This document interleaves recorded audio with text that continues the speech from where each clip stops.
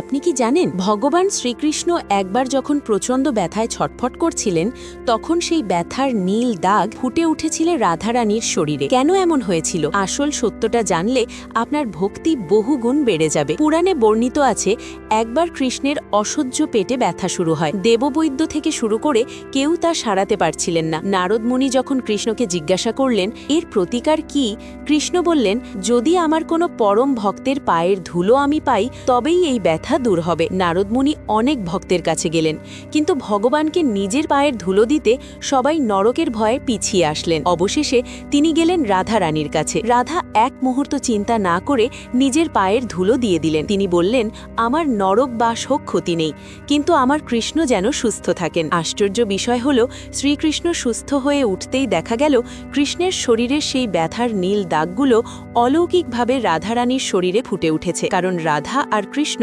দুই শরীর হলেও আত্মা ছিল এক। কৃষ্ণের প্রতিটি কষ্ট রাধা নিজের শরীরে অনুভব করতেন। একেই বলেন নিঃস্বার্থ প্রেম। রাধা কৃষ্ণের এই পবিত্র কাহিনী ভালো লাগলে জয় শ্রীকৃষ্ণ লিখে ভিডিওটি শেয়ার করুন।